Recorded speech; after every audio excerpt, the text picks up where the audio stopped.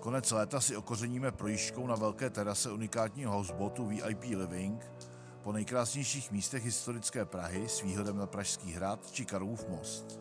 A na grilu Kamado Joe si připravíme pravé americké barbecue. A čím jiným začít než grilovanými vepřovými žebry s kukuřicí, fazolemi a čerstvým chlebem. Ahoj, já jsem Pipmaster a provedu vás dnešním dílem Grilovací akademie. Dneska jsem tady sám, Zdeněk má hodně práce a tak to konečně můžeme rozjet po mým. Uděláme si pořádný americký barbecue, bez nějaký zbytečný zeleniny a pořádně rozpálíme kusy masa. Dneska tady mám takovýhle parádní kus žeber, už částečně připravený od řezníka. To je na klasický barbecue naprosto ideální věc. Žebra si pěkně začistíme, připravíme a výsledek bude dokonalý. Jako první si odřízneme chrupky. Tady už jsem teda až v žebru, ale i tak to odřízneme.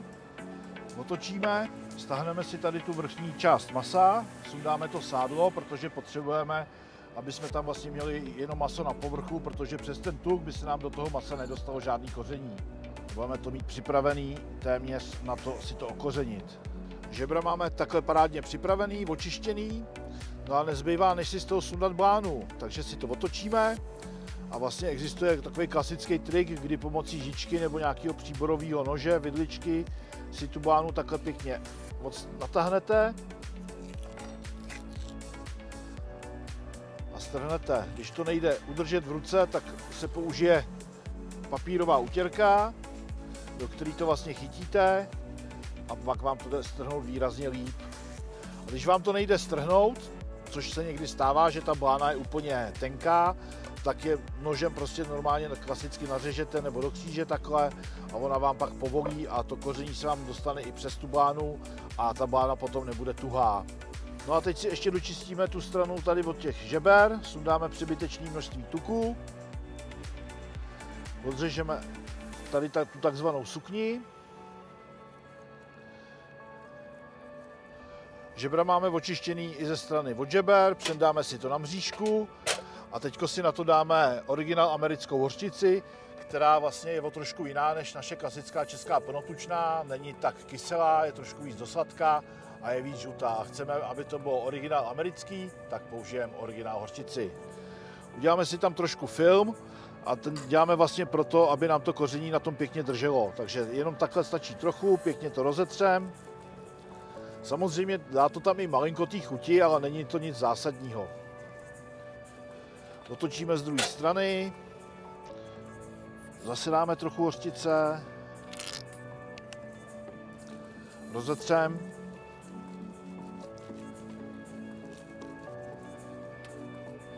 Potřebujeme si i takhle ty hrany ze strany. Jako první použijeme SPG, sůl, pepř, česnek, bylinky, ocet klobastru.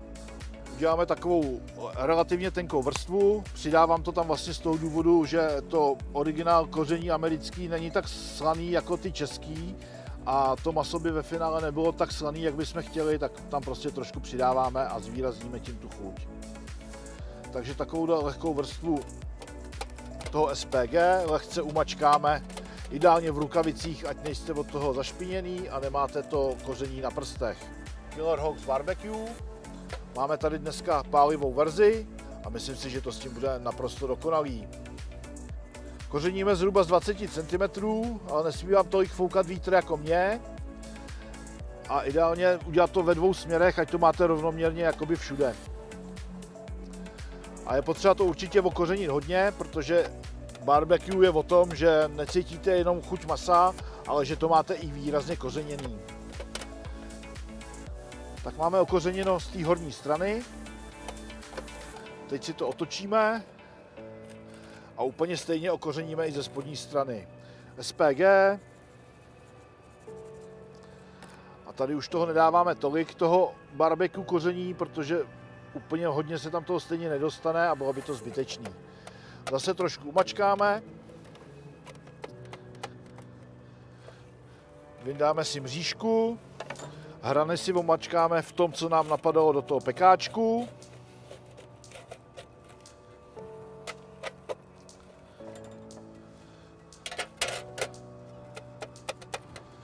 Chuť jsme to rozmačkali a zvlhlo nám to, tak to ještě můžeme trošku přesypat. A takhle máme připraveno a ideální je nechat to přes noc v ledničce, pěkně na té mřížce, aby k tomu mohl vzduch ze všech stran, aby se nám to koření nerozmáčelo a zbytečně nám z toho nepustila šťáva. Takže ideálně nechat to v lednici a ráno pokračovat. Kamado Joe máme roztopený na 150 stupňů. Dáme si tam ještě trošku ovocného dřeva. Můžete dávat samozřejmě jakýkoliv, ale ideálně je to ovocný. Vyndáme reflektor. Dáme tam kus dřeva, ať to máme krásně zauzený. Vrátíme deflektor. Vrátíme rošt. Si tam dát naše parádní žebra. Zavřem. Před dostápění keramických grillů si dejte pozor, aby vám zbytečně ta teplota nepřestřela o hodně víc, než chcete, protože jak se to naakumuluje, tak pak tu teplotu budete těžko srážet dolů. A žebra při teplotě 150 stupňů necháme dělat hodinu 40. Hodina 40 za náma, krásně jsme se projeli a je nejvyšší čas vyndat žebra z grillu. No koukněte na tu nádheru. Tak si to vyndáme. Žebra si zasypeme trošku třtinovým cukrem, zhruba tak 1 žíci. Chceme, aby nám to udělalo krásnou karamelizující gůrku. A pro zjemnění všeho si přidáme pár plátků klasického másla. Žebra zabalíme do alobalu, ideálně do silnostěnného a ideálně do dvojité vrstvy, aby vám žebra ten alobal neprotrhly. Takže takhle pěkně první vrstva, pěkně natěsno, přehnout. A to samé s druhou vrstvou.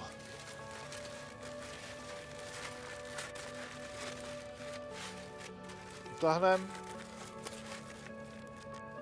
A můžeme vrátit do grillu při stejné teplotě stále 150 stupňů a necháme dělat další 1 hodinu. A je nejvyšší čas připravit si ty přílohy k těm žebrům. Začneme těma fazolema. Jako první si nakrájíme slaninu, nakrájíme ji na zhruba stejně velký kousky, jako jsou ty fazole.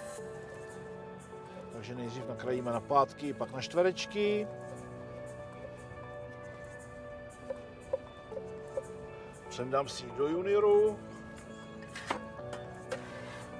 Na letinovou pánev, necháme ji pěkně vysmažit.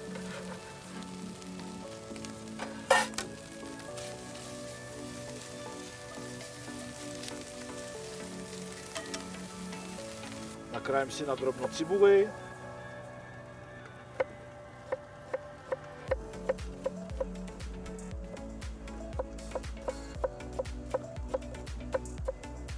Dáme cibuli v té slanině.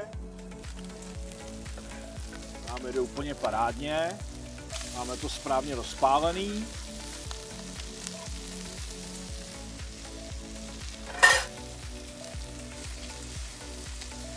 Necháme chvilku zarestovat. Nasekáme si 2 stroužky česneku. Taky přidáme. Promíchneme.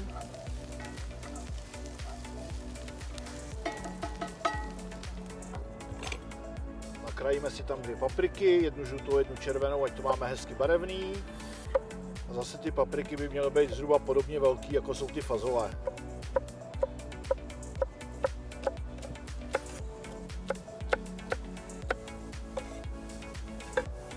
Papriky přendáme. Krátce zarestujeme. Na chvilku zavřem.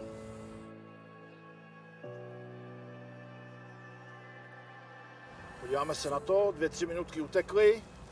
Máme to parádně zarestovaný, lehce změklý. Tak si tam přilijeme ty fazole.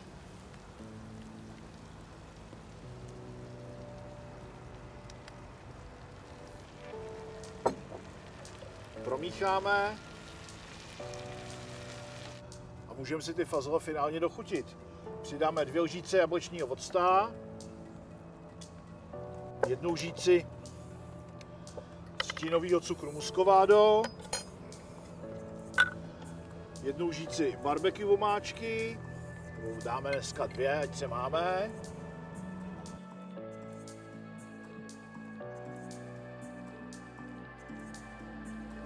Promícháme.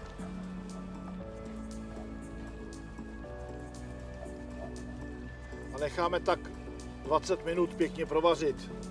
Zavřem. A můžeme se pomalu vrhnout na to, připravit si tu kukuřici. A než jsme stihli udělat kukuřici, tak přišla parádní průtrž. Načež kapitán zavolal, jedeme do přístavu, takže nás tady zaparkoval a nám nezbývá nic jiného, než to dělat v přístavu. Tak můžeme začít tím, že si teda vyndáme ty fazole, ty už budou asi podle mě parádně hotový. Vypadají naprosto úžasně. Tak si můžeme sundat.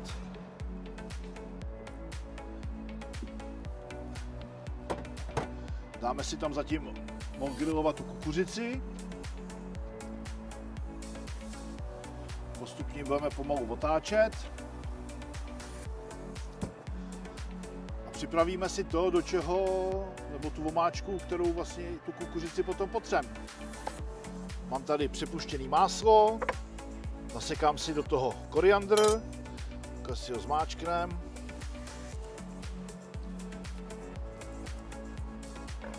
Takhle nám to bude stačit.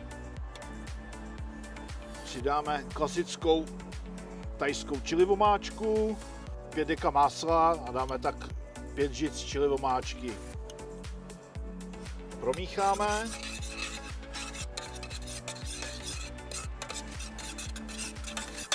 A můžeme si vyndat žebra.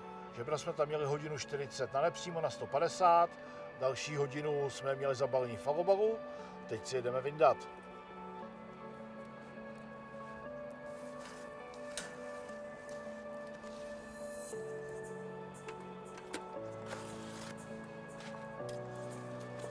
Opatrně rozbalíme.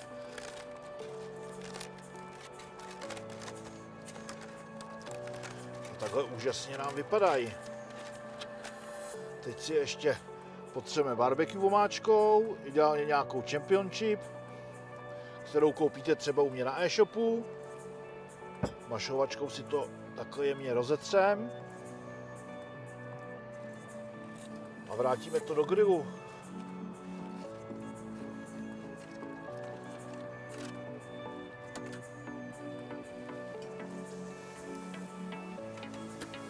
Grilu to necháme zhruba nějakých 20 minut, než nám to všechno pěkně zaschne. Vyndáme si kukuřici.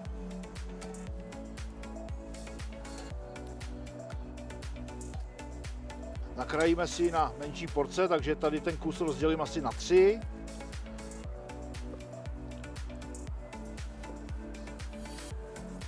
Omácháme si to v tom, co jsme si připravili, tu chili omáčku s tím máslem a s koriandrem. Pěkně si to v tom vymácháme. Vrátíme do grilu a necháme to ještě chviličku zapíct.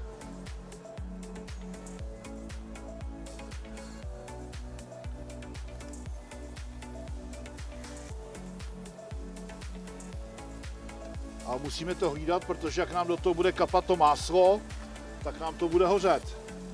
Takže opatrně, ideálně si to rozmístit takhle po obvodě. Ať to ještě nepřipálíte.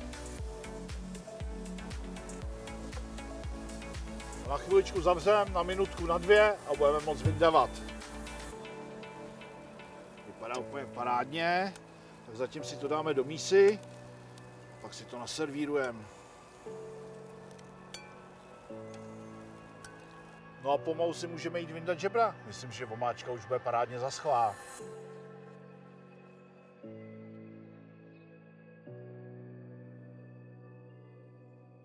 A můžeme se vrhnout na servírování. Žebra si otočíme kosma nahoru, ať se nám to pěkně řeže, ať se trefíme mezi. A po jednotlivých žebrech si to parádně naporcujeme.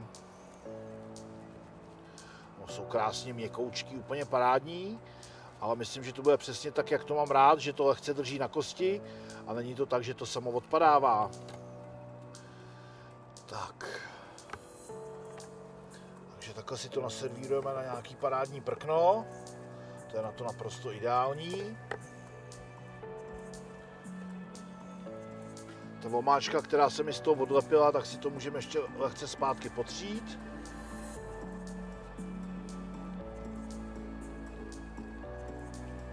Dáme si tam pár kukuřic.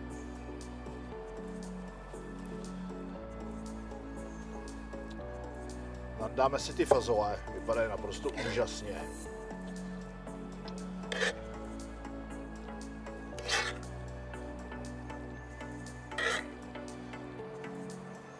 A k takovýhle dobrotě určitě patří pořádný chleba. Ráno jsem měl kolem pekárny Arctic Bakehouse, je tam takovýhle parádní kváskový chleba, tak ten si myslím, že k tomu bude naprosto dokonalý. Tak nakrajíme nějaký plátky. Patku nikomu nedám, protože patku tu já miluju.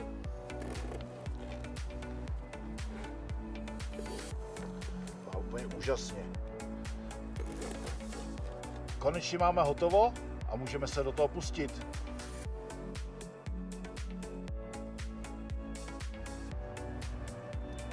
Třeba tady to, koukněte, vypadá úplně parádně, tak se do toho kousneme.